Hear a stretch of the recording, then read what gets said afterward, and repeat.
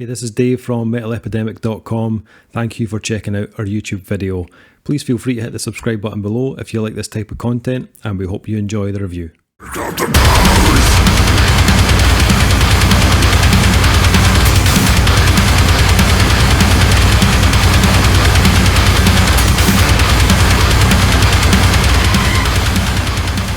What's happening, guys? Dave Duncan back here with another album review. For this one, we've been checking out the new album from four-piece Swedish metal band Orbit Culture. The band's new album, Nija, will be released on August 7th via Seek and Strike Records. For those of you that are not familiar with our YouTube channel, we have started doing some reaction videos, and we did a reaction for a track from this album called The Shadowing. So you can go and check it out if you want. Jump onto our YouTube channel and check that reaction out. But safe to say, after that reaction, me and Duncan pretty excited to listen to Nija. That track was just pretty epic. Yeah, on all levels. Kind of fair, yeah. Brought to our attention a band we are not familiar with. The Associated Press, Dave, out there, and the blurbs were throwing lofty words like Gojira around, and we were like, we I don't know about you, Dave, but I like a little bit of Gojira. Let's check out this band here, and we've spoken about this before off air, but I think that to compare this band to Gojira is doing this band a massive disservice, not because I personally feel that they are better than Gojira and somehow that is below the mark for them, but the influences that could be linked tenuously to a Gojira sound or a Gojira style are minimal on this album, and actually where the band shines is pretty much everywhere else. So. Yeah, I'd agree with that. There are little comparisons, as you said, little riffs and little ideas that were kind of reminiscent of Gojira, but there's a whole load of other stuff going on in here, so it's a bit unfair to say this is a Gojira clone or whatever. They're not.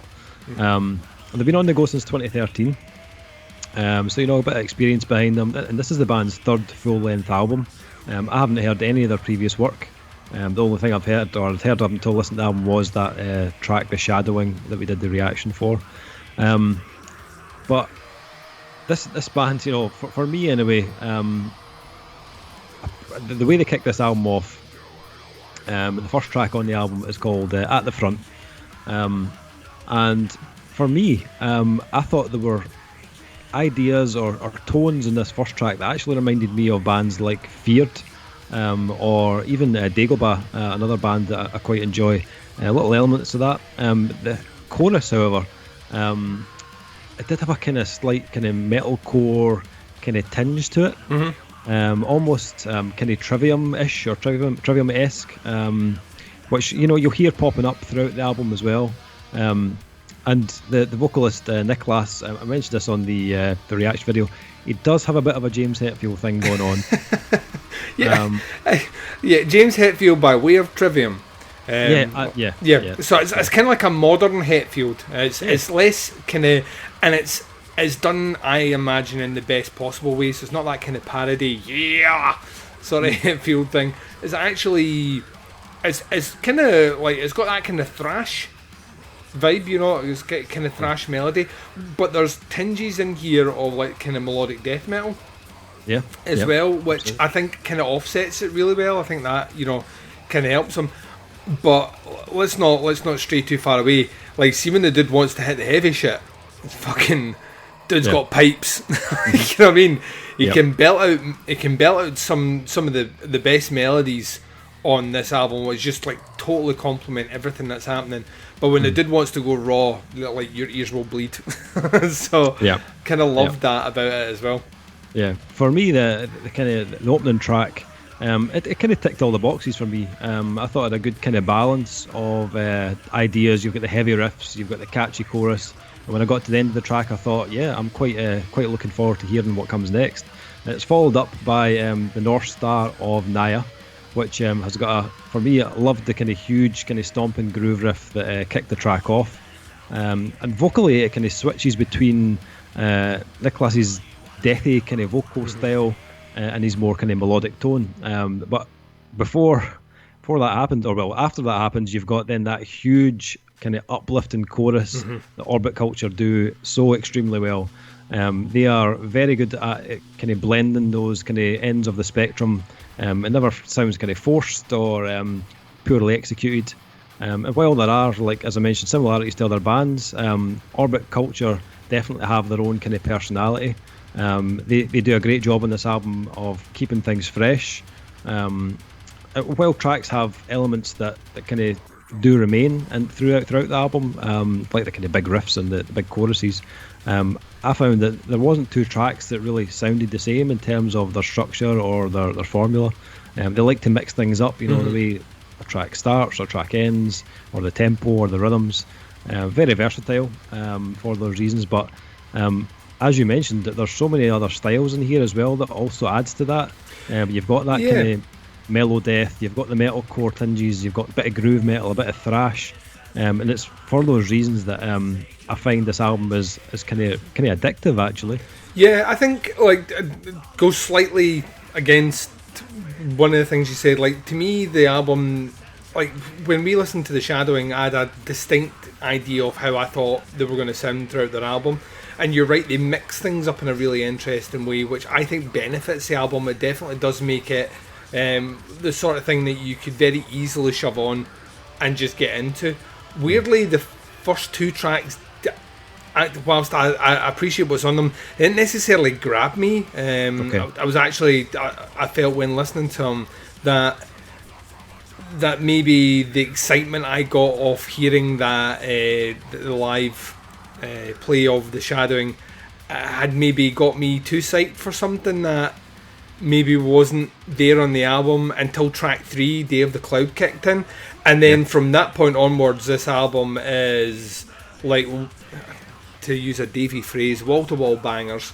I don't know what it is. Those opening tracks just didn't grab me, and I think it's because beyond track 3, they actively start mixing up elements and instrumentation, specifically the stuff they're doing with kind of sampled orchestration or the symphonic stuff in the background, which I think is used really, really well here. I think the tendency is sometimes for bands to overplay that, at the beginning, or like whole sections, or sometimes like the comparison that we'd mentioned in our chats was that at times the production can be so densely packed, like a Townsend, Devin Townsend sort of production era, kind of strapping young lad, where you just get this wall of fucking sound.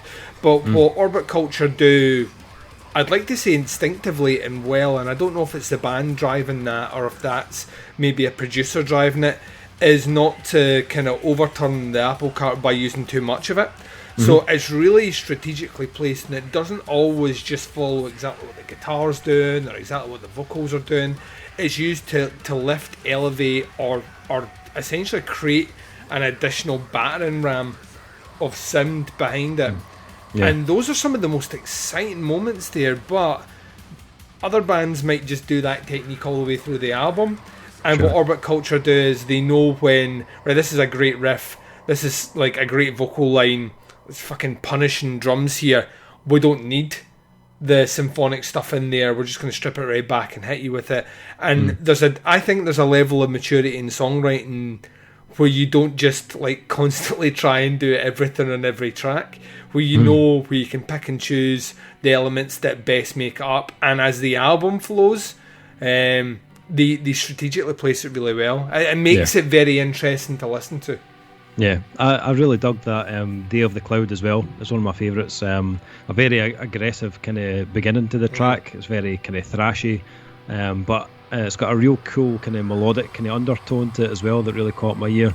The chorus though is up there with some of the best on the album.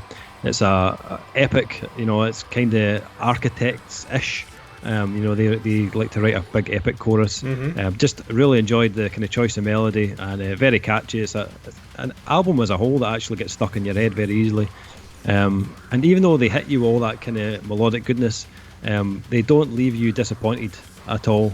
A lot of the tracks end with a big huge groove riff, and it is something that we picked up on the Shadowing when we did our reaction, or the kind of last kind of part of the track just like brutally heavy, which is cool.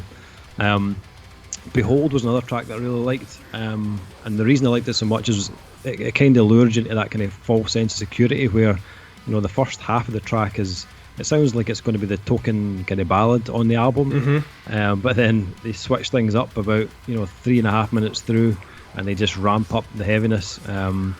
And if I had to say there was a kind of a riff or a track on the album that reminded me of Gojira, it's probably the segment on Behold, and in particular the picking style, the kind of aggressive picking style they had was very Gojira-esque. Yeah. Open Eye was another one I really enjoyed. Pretty flat out from the get-go, but a lot of cool ideas in the background in terms of the orchestration they were using. It kind of added to the whole kind of epic feel of the track, and same with the track after, Nija, another track that kind of really grabs your attention. A lot of kind of interesting drum work from Christopher Wallerstedt, and there's a kind of symphonic kind of wall of sound that just makes the chorus feel absolutely colossal. They use a kind of similar technique as they did on the Shadowing, with a kind of nice little melodic break in the middle. That just kind of simmers there before it just kind of erupts into an absolute beast of a riff at the end. Rebirth for me, it wasn't a bad track by any means, just a track that I kind of was switching off every now and again. It seemed to kind of pick up as it went on, a lot of kind of cool moments towards the end of the track or the kind of latter half of the track. Wasn't a bad track by any means, but just it wasn't holding my attention as much as some of the other tracks on the album. But it's followed up by The Shadowing, which we'd already heard, and is an absolute banger of a track. It really is. That's how you finish an album, ladies and gents. Absolutely. It really, like, what I got the sense of listening to the album, and it's probably worth saying, I think we're both in a similar boat with this one, since checking out that live track, I've spun this 6 times because it's such an easy listen. It's really like incredibly Moorish. You just want to like shove it back on like back-to-back listens. But the big thing that stood out to me overall with kind of the Orbit Culture mentality is the fact that when they are crafting their album together, it feels like they're making the songs interesting for themselves, and as a byproduct of that, as a listener, the songs are really engaging and interesting. I think there are sometimes people do things like from a vanity perspective which don't translate well, because what I have in my head, the music that I want to write, might not necessarily have a mass appeal, whereas for whatever reason, the melding of those different styles that Orbit Culture are bringing in, specifically when it leans towards that kind of melodic death metal, which their country is very well known for and has a massive scene for, they brought that in, but not like fully. So they brought in what I would argue that the catchier, better elements of that scene, and then mixed it with, like we were saying, that kind of American thrash style as well, with like a little pinch of Gojira in there, some metalcore in there, and it all vibes really, really well together. It feels very organic, and the production on it is, I mean, we mentioned the drummer is like, it needs all the accolades in the world, because there are times where you're listening to him just like keeping everything going, and then out of nowhere there'll be like a bass pedal flurry which just like catches you off guard. Really, really, really interesting drummer. Like not the most technically proficient in terms of, like he's not doing Dream Theater shit or anything like that, but what he is doing is making the tracks interesting, and at times making the riffs interesting when the riffs are just kind of maintaining that kind of groove rhythm. He's the guy that's pushing things forward. So I think that they're dangerously the whole package, and I was surprised when you told me they were a 4-piece. I couldn't remember how many there was from that music video, because the camera was obviously moving around quite a lot. I just assumed 5-piece, but they have this monstrous fucking sound to them that really makes them sound a lot bigger than they actually are. I think Nija is an incredible little album, to be fair. And whilst the first 2 tracks maybe don't necessarily gel with me as much as the rest of the album does, and it's not because I dislike them, it's just that I don't find them near as interesting as anything else on the album. Like, it's still a fucking great album, so yeah. Yeah, I absolutely loved it. I found it a really easy album just to kind of stick on back to back. It's only 45 minutes long, but because the tracks are so catchy, just a really easy listen, and easy to give repeat listens to. For me, these are definitely a band worth watching, keeping an eye on. This is just their third album, but you can hear they're going to go on and do great things. I wouldn't be surprised, if in the next 6 months or so they start to do massive things. Yeah, thoroughly enjoyed it. High recommendation from me.